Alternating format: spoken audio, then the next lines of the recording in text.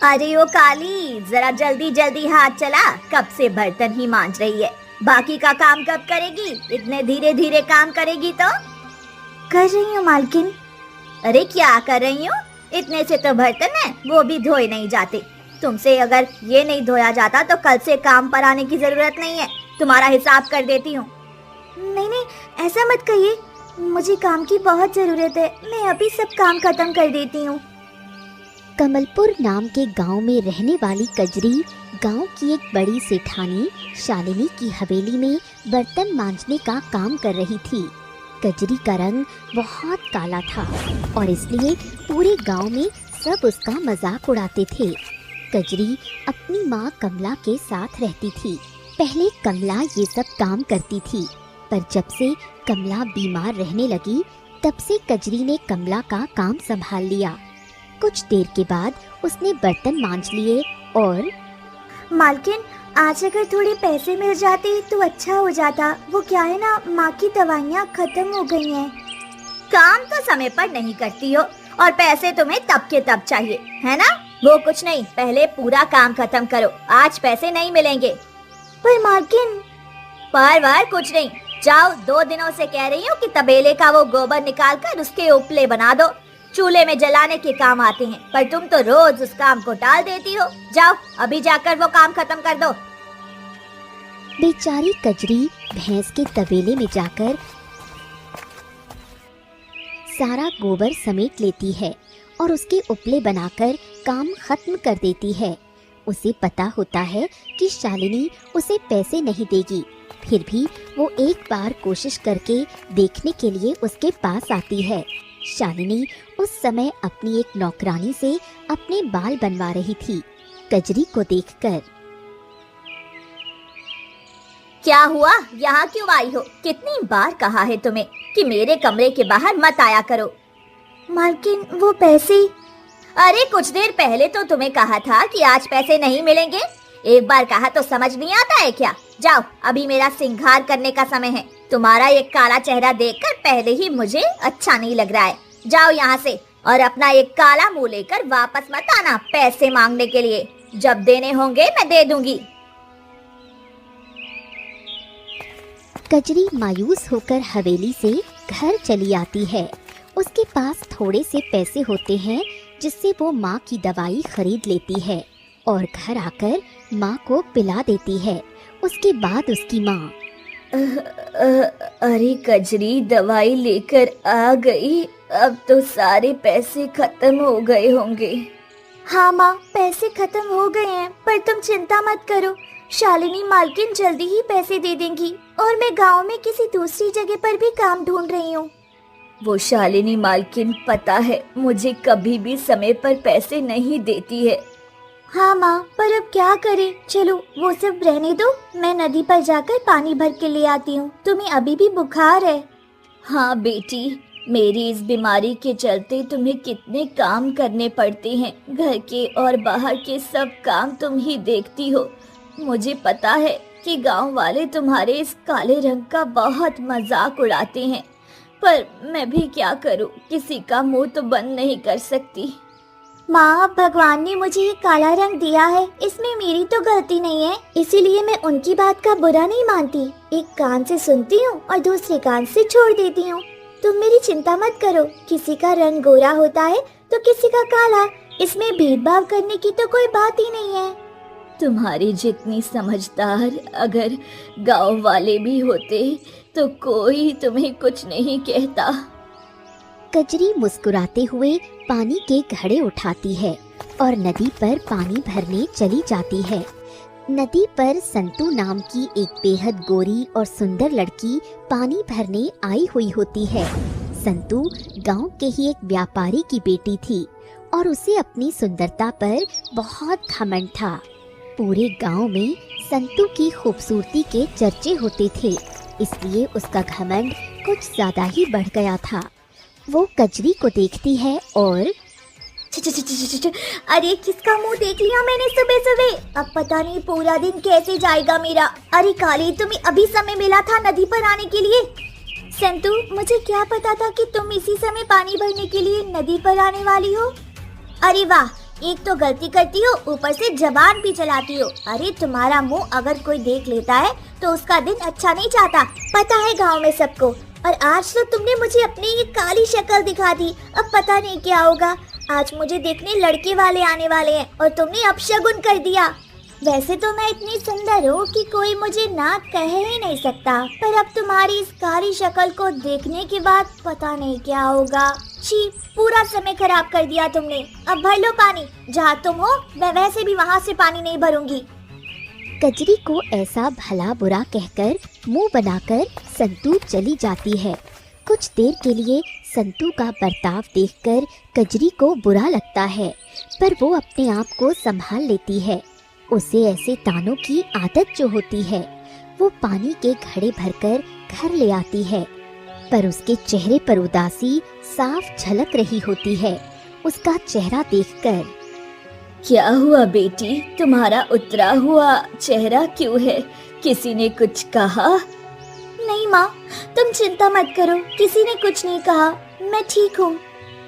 कमला समझ जाती है कि उसे चिंता ना हो, इसलिए कजरी झूठ बोल रही है। पर जरूर नदी पर किसी ने कजरी के काले रंग को लेकर उसका अपमान किया है। ऐसे ही एक दिन शाम के समय कजरी घर लौट रही थी। शाम का समय था और अंधेरा छा रहा था। बारिश भी शुरू हो गई थी। कजरी जल्दी जल्दी पैर उठाकर घर जा रही थी। तभी वो देखती है कि कुत्ते का एक छोटा सा बच्चा बारिश के पानी में भीग रहा था। वो धीमी आवाज में भौंक रहा था। कजरी उसके पास गई और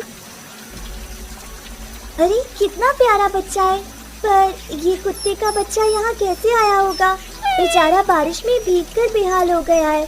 क्या करूँ, उसे यहाँ छोड़ना ठीक नहीं है। रात भर भीगने से और ठंड से इसका हाल और बुरा हो जाएगा।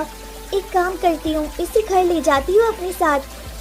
कजरी ऐसा सोचकर कुत्ते के उस बच्चे को उठाती है और अपने दुपट्टे में छुपाकर घर ले आती है। घर आने के बाद, अरे कजरी, ये कुत्ते का बच्चा कहाँ से उठा कर ले आई? माँ, ये बेचारा बारिश में भीग रहा था। रात भर उसे वहीं छोड़ना मुझे ठीक नहीं लगा, इसीलिए उसे घर पर ही ले आई हूँ। कजरी उस बच्चे को कपड़े से पोंछ लेती है और अपने हिस्से की रोटी और दूध उसे खिला देती है। अब कुत्ते का बच्चा अच्छा महसूस करने लगा और कजरी को प्यार करने लगा। ये क्या किया बेटी, अपने हिस्से की रोटी उसे खिला दी, अब तुम क्या खाओगी? माँ, मैं पानी पीकर सो जाऊंगी, अभी इसे खाना खिलाना ज्यादा जरूरी था। देखो अब कैसा तंदुरुस्त लग रहा है मेरा मोती। मोती? हाँ, मैंने इसका नाम मोती रखा है, अभी हमारे साथ ही रहेगा।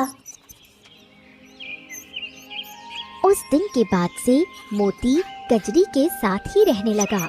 कजरी उसे आंगन में बांधकर काम करने चली जाती और उसके वापस आने के बाद मोती उसके साथ खेलता। ऐसे ही दिन बीतने लगे। एक दिन गांव में एक बूढ़ा खिलौने वाला आया। उसकी लंबी सफेद दाढ़ी और गहरी भूरी आंखें थीं। एक टोकरी में बहुत सारे खिलौने लेकर वो गांव में घूमने लगा। आओ आओ बच्चे आओ, बड़े भी आओ, एक से बढ़कर एक खिलौने ले जाओ। देखो मैं लाया हुआ खजाना खिलौने का, देखकर जी नहीं भरेगा किसी का। जल्दी आओ और अपने बच्चों के लिए खिलौने ले जाओ। खिलौने वाला बहुत ही लुभावनी आवाज में गाना गाते हुए सबको पुकारने लगा। उसकी आवाज सुनकर और उसके पास रखे रंग बिरंगे खिलौने देखकर बहुत से बच्चे अपने परिवार वालों के साथ आते और कजरी के आंगन के सामने ही खिलौने वाला बैठकर सबको खिलौने दिखाने लगता।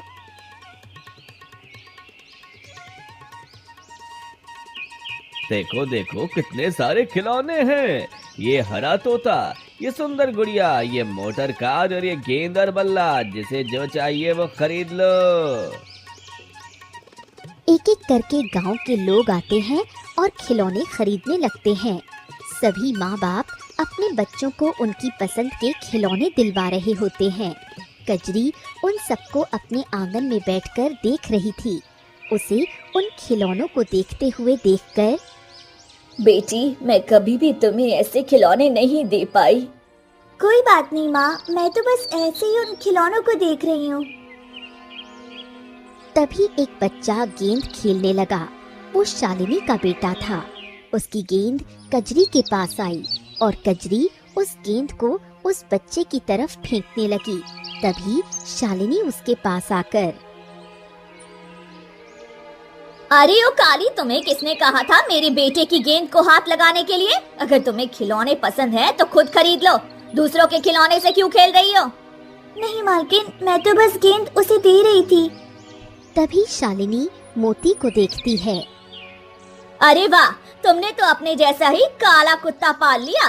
ऐसे तो रोती रहती हो कि पैसे नहीं है, तो फिर अब कुत्ता पालने के लिए पैसे कहाँ से आए तुम्हारे पास? ऐसी बात नहीं है मालकिन, वो तो बस उस दिन ये बेचारा बारिश में भीगकर बेहाल हो गया था। वही बड़ा रहता तो रात भर में पता नहीं क्या हो जाता, इसीलिए अपने साथ ले आई हूँ। हाँ, बड़ी आई मुझे सिखाने वाली। तू क्या समझती है कि गांव में एक तू ही परोपकारी है? हाँ, चल बेटा। शालिनी अपने बेटे का हाथ पकड़कर उसे ले जाती है। बिना वजह शालिनी का ऐसा बर्ताव देखकर इस बार कजरी की आंखें भर आती हैं। खिलौने वाला ये सब देख लेता है और कजरी के पास आता है। बेटी, थोड़ा पानी पिलाओगी क्या?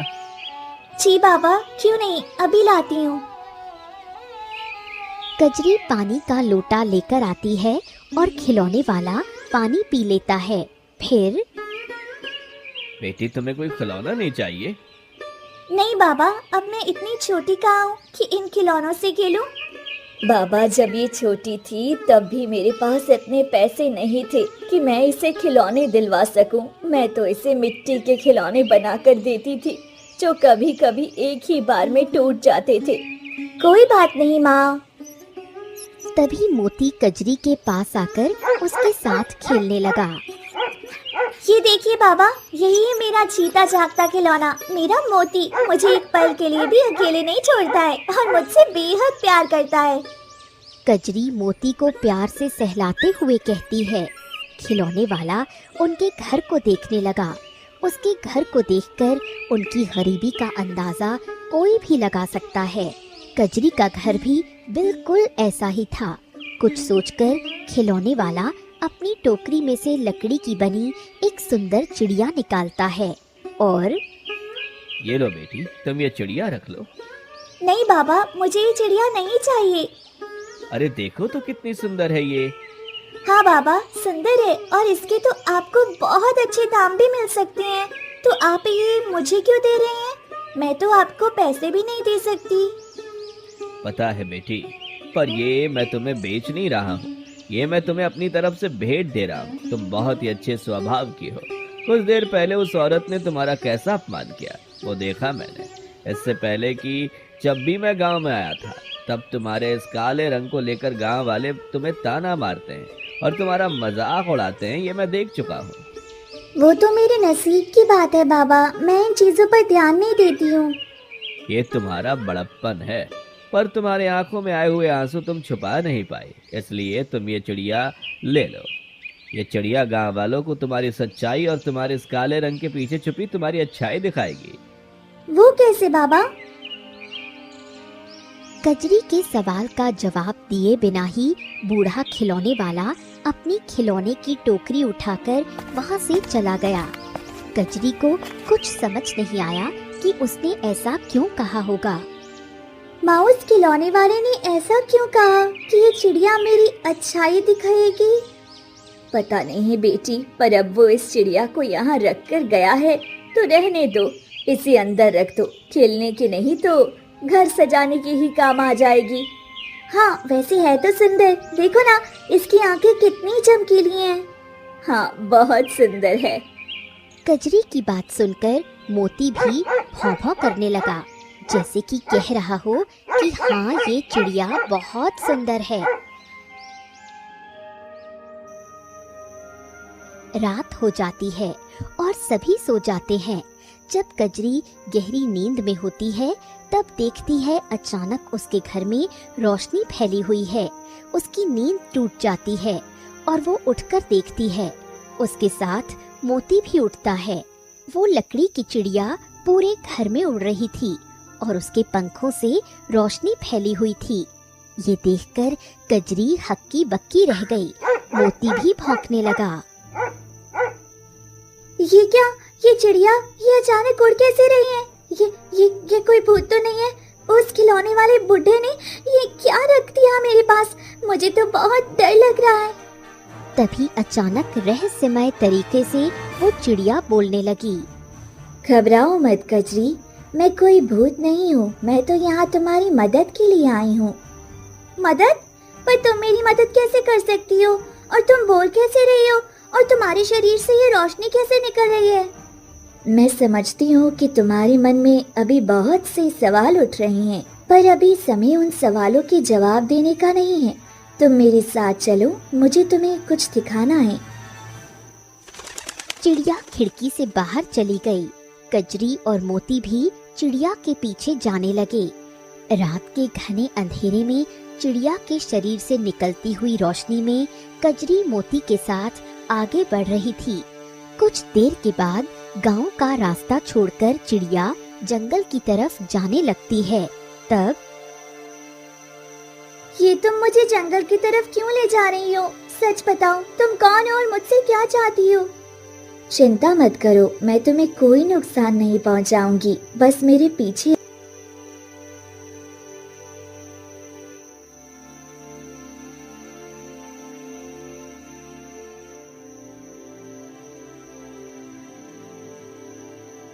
और कुछ देर के बाद दूर जाने के बाद चिड़िया एक पेड़ के नीचे जाकर रुक गई। फिर अब अपने मोती को उसके पंजों से यहाँ मिट्टी हटाने को कहो। क्यों? उससे क्या होगा? जैसा मैं कहती हूँ वैसा करो, सब पता चल जाएगा। कजरी मोती को मिट्टी हटाने को कहती है। मोती अपने पंजों से मिट्टी हटाने लगा। कुछ देर के बाद वहाँ एक बक्सा निकला। उसे देखकर, अरे ये क्या? एक बक्सा? मोती भी उस बक्से को देखकर भौंकने लगा, जैसे कि कजरी को कुछ बताने की कोशिश कर रहा हो। हाँ, ये बक्सा ही तुम्हारी बंद किस्मत की चाबी है। जाओ और उस बक्से को बाहर निकालो। चिड़िया की बात सुनकर कजरी उस बक्से को मिट्टी से बाहर निकालती है। कजरी उस बक्से को खोलती है। उसके अंदर एक पोटली होती है। कजरी उस पोटली को उठाती है। इसमें तो ये पोटली है। कहीं इस पोटली में सोने के सिक्के या हीरे तो नहीं? और अगर है भी तो ये मुझे नहीं चाहिए। मैं खुद मेहनत करके कमाने पर भरोसा करती हूँ, ऐसे चमत्कार पर नहीं। नहीं, इसमें कोई सिक्के या हीरे नहीं है। तुम एक बार इसे खोल कर तो देखो, तुम्हें सब पता चल जाएगा। चिड़िया की बात सुनकर कजरी उस पोटली को खोलती है। उस पोटली के अंदर कुछ बीज होते हैं। इसमें तो ये बीज है। हाँ, बीज ही तुम्हें मुसीबत से बाहर निकाल सकते हैं। तुम अपने घर के पीछे इन बीजों की खेती करो। कुछ ही समय में ये तुम्हें फसल देंगी और फिर तुम्हें अच्छे पैसे मिलेंगे। पर अचानक मेरे लिए ये सब क्यों? कौन हो तुम? मैं एक रहस्यमय जीव हूँ जो तुम जैसे भोले लोगों की मदद करने के लिए बनाई गई हूँ। बूढ़े खिलौने वाले को जब मैं मिली तब उसने मुझे अपने साथ रखा था, ये सोचकर कि कभी किसी की मदद के काम आऊंगी। जब लोगों को तुम्हारा मजाक उड़ाते हुए देखा तब मैंने ही उसे इशारा किया था कि मुझे तुम्हारे पास जाना है। तुम्हारा बहुत बहुत धन्यवाद। अब चलो, अगर माँ जाग गई तो उसे मेरी बहुत चिंता होगी। मोती और चिड़िया के साथ कजरी घर लौट आती है।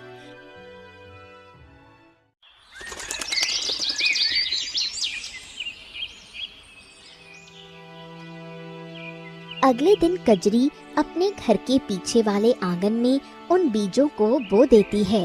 3 महीनों के बाद थोड़ी फसल आती है। उस फसल को देखकर, अरे कजरी, ये हमारे घर के पीछे किसका खेत है? और वो भी इतना छोटा सा। माँ, वो हमारा ही खेत है। हमारा खेत? ये कैसे हो सकता है? माँ, वो उस दिन फिर कजरी कमला को चिड़िया और उन बीजों की सारी बात बता देती है। अच्छा तो ये बात है, तो अब तुम क्या करोगी? माँ, मैं इस फसल को जाकर बेचूंगी, उसमें हमें थोड़े पैसे मिलेंगे और हमारी गरीबी कम होने में मदद होगी। हाँ बेटी, ये तुमने सही कहा, पर हमारे गांव में तो फसल कोई नहीं खरीदेगा। यहाँ तो सब हरिराम सेठ से ही फसल खरीदते हैं। हाँ माँ, जानती हूँ, मैं हमारे गांव में नहीं, पड़ोस में जो गांव है वहाँ जाऊंगी। ठीक है, ध्यान से जाना और मोती को भी अपने साथ ही रखना। सही समय पर कजरी फसल काट देती है और उस फसल को बेचने के लिए पड़ोसी गांव चली जाती है। वहां उसका सारा अनाज बिक जाता है और उसे बहुत अच्छे पैसे मिलते हैं। कजरी बहुत खुश हो जाती है और घर लौटते समय जरूरत की सारी चीजें लेकर आती है।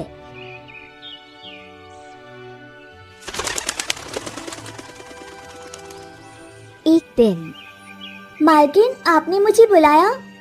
हाँ सुनो, हवेली पर कुछ बड़े मेहमान आने वाले हैं, इसीलिए पूरी हवेली की सफाई करनी है। तुम अभी से काम शुरू कर दो और हाँ याद रखना, किसी भी मेहमान के सामने अपनी एक काली शक्ल लेकर आने की जरूरत नहीं है, समझ गई? पर मालकिन। बार कुछ नहीं, मुझे कुछ नहीं सुनना है। सब काम तुम अकेली करोगी। शाम को जाते समय तुम्हें पैसे दे दूंगी। अब चलो काम शुरू करो। पर मालकिन, मैं अभी काम नहीं कर सकती। क्यों नहीं कर सकती? तुम्हारे हाथों में क्या मेहंदी लगी है? मैं बहुत दिनों से देख रही हूँ, समय पर काम पर आती नहीं हो और जल्दी चली जाती हो। ये सब क्या चल रहा है?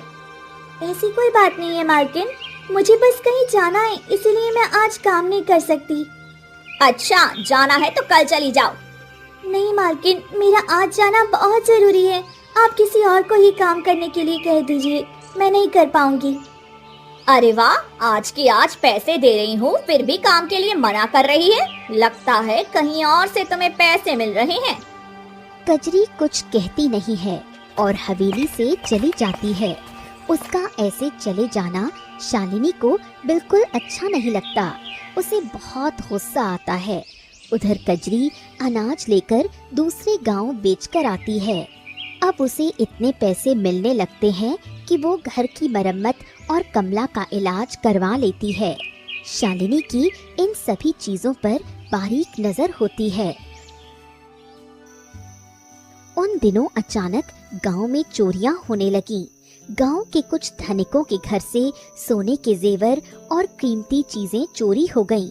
एक रात सेठ हरिराम के घर से अनाज की कुछ बोरियां चोरी हो गईं। अगली सुबह पूरे गांव में ये बात फैल गई। फिर मेरे गोदाम में चोरी करने की किसने हिम्मत की? सेठ हरिराम का अनाज चुरा कर जाने वाले को क्या लगता है कि वो इतनी आसानी से चोरी करके बच जाएगा? अरे हरिराम सेठ, आपके गोदाम में चोरी करने के बारे में तो कोई सोच भी नहीं सकता। सब आपसे ही तो अनाज खरीदते हैं। वही तो मैं सोच रहा हूँ कि फिर गांव में किसके इतने बुरे दिन आए हैं जो मेरे गोदाम में चोरी करे। बुरे दिनों का तो पता नहीं, पर उस काली कजरी के अच्छे दिन आए हैं। देखा नहीं कि कितने कम समय में उसने अपनी माँ का इलाज करवाया, टूटे हुए घर को भी अच्छा कर दिया। आजकल तो वो गांव में काम के लिए भी नहीं जाती है। अब बिना पैसे के ये सब तो नहीं होगा। आपके कहने का क्या मतलब है शालिनी भाभी, कि चोरी उस काली कजरी ने की है? हो भी सकता है। अब उस काली कलोटी ने क्या किया है ये मुझे सब पता तो नहीं है, पर जो कुछ दिख रहा है उससे तो यही लग रहा है। अगर ऐसा है तो आज हम उसे सबक सिखाएंगे। रात को पंचायत बुलाकर उसे और उसकी माँ को इस गांव से बाहर कर दूंगा। हरिराम का गुस्सा देखकर शालिनी मन ही मन मुस्कुराने लगी।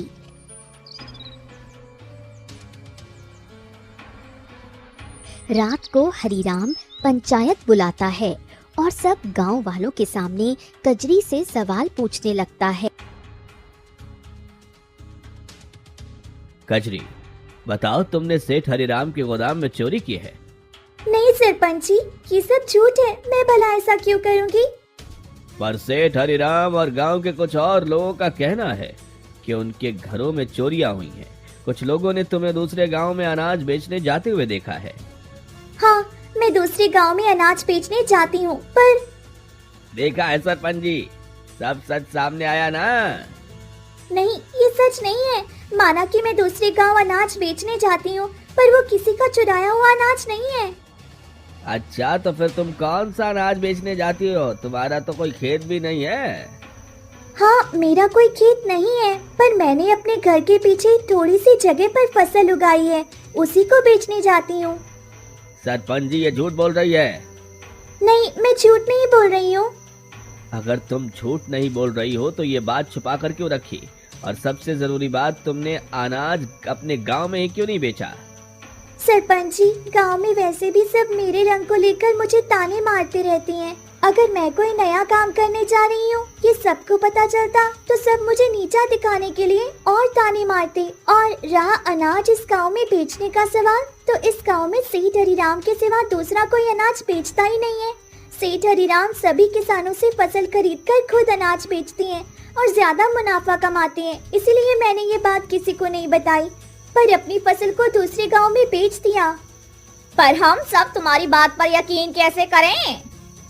कजरी सबको बहुत समझाने की कोशिश करती है, पर कोई उसकी बात नहीं सुनता। सब कजरी को भला बुरा कहने लगे। कजरी की आंखों से आंसू बहने लगे। अचानक वहाँ रोशनी फैल गई। कजरी की रहस्यमय चिड़िया रोशनी से भरे शरीर के साथ वहाँ पहुँची और कजरी से बोली, रो मत कजरी, सबको सच्चाई का पता चल जाएगा। सबको मेरे पीछे आने को कहो। सरपंच जी, इस चिड़िया के पीछे चलिए सब। ये कैसी विचित्र चिड़िया है कजरी? कजरी कहीं किसी भूत प्रेत का सहारा लेकर हमें डरा तो नहीं रही हो, या कोई जादू टोना कर रही हो? ऐसा कुछ भी नहीं है, आप सब चलिए, आपको सब सच पता चल जाएगा। कजरी के साथ सभी गांव वाले और सरपंच चिड़िया के पीछे जाने लगे। चिड़िया जंगल के पास एक गुफा के बाहर जाकर रुकी। आप सब जिसे ढूंढ रही हैं, वो यहाँ है। सबने अंदर जाकर देखा तो वहाँ एक चोर चोरी का सारा सामान लेकर आराम से सो रहा था। गांव वालों ने उसे पकड़कर सजा दी। कजरी ने कहा, देखा, मैंने कहा था कि मैंने चोरी नहीं की है। मैं गरीब हूँ, काली हूँ, पर कभी चोरी करके मुफ्त की रोटी खाने की नहीं सोच सकती। कजरी घर चली गई। ऐसे ही एक बार गांव में बहुत तेज बारिश हुई। नदी उफान पर बहने लगी और बाढ़ आ गई। पूरे गांव में नदी का पानी भर गया। सब गांव वाले इधर उधर भागने लगे। शालिनी की हवेली और हरिराम के गोदामों में भी पानी भर गया। बाहर शोर सुनकर कजरी ने बाहर आकर देखा और उसे सबकी हालत देखकर बहुत बुरा लगा। उसके घर में भी पानी भरा हुआ था। उसने चिड़िया से कहा, आज तक तुमने मेरी बहुत मदद की है। मैंने तुमसे कभी कुछ नहीं मांगा, पर आज मांगती हूँ, मेरे गांव वालों की रक्षा करो, इससे पहले कि कोई अपनों को खो दे। सबको कहीं सुरक्षित जगह पर पहुँचने में मदद करो। ऐसी जगह कहाँ है, ये सिर्फ तुम ही बता सकती हो। उन लोगों ने तुम्हें इतना परेशान किया, यही तुम्हारी अच्छाई है। चलो, मैं तुम सबको एक सुरक्षित जगह पर ले चलती हूँ। कजरी ने कमला का हाथ पकड़ लिया और मोती को अपने कंधे पर बैठा लिया। चिड़िया के शरीर की रोशनी में सब आगे बढ़ने लगे। कजरी गांव वालों को भी अपने साथ ले चलती है। घुटने भर पानी में सब गांव वाले अपने परिवार के साथ चिड़िया के पीछे जाने लगे। गांव से दूर एक पुराने मंदिर में चिड़िया सबको ले गई। वो मंदिर जमीन से ऊंचाई पर था और वहाँ बाढ़ का पानी नहीं पहुँचा था। इस मंदिर के बारे में तो हमें पता ही नहीं था। हाँ, ये मंदिर कई सालों से बंद है। इसके बारे में किसी को नहीं पता है। ये बहुत पुराना मंदिर है। कई सालों पहले ऐसी ही बाढ़ आई थी और पहाड़ की सारी मिट्टी आकर इस मंदिर में गिर गई थी। तब से ये मंदिर बंद हो गया है, पर इसकी ऊंचाई बढ़ गई है, इसलिए मैं आपको यहाँ लेकर आई हूँ। अब आप सब सुरक्षित हैं। कजरी, हम सबको माफ कर दो बेटा। हम सब ने, पूरे गांव ने तुम्हें इतना भला बुरा कहा, तुम्हारे रंग को लेकर तुम्हें चिढ़ाया, पर आज तुमने उन सब बातों को भूलकर पूरे गांव को बचाया। हम सब पर ये उपकार किया है।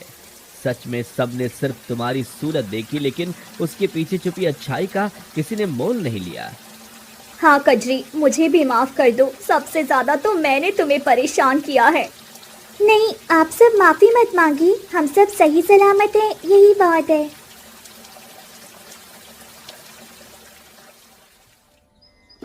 सुबह बारिश रुक जाती है और बाढ़ का पानी भी उतरने लगता है। सभी अपने अपने घरों की मरम्मत करते हैं। कुछ ही दिनों में सब सामान्य हो जाता है। पूरे गांव में अब कजरी के काले रंग की नहीं, बल्कि उसकी अच्छाई की चर्चा होने लगती है।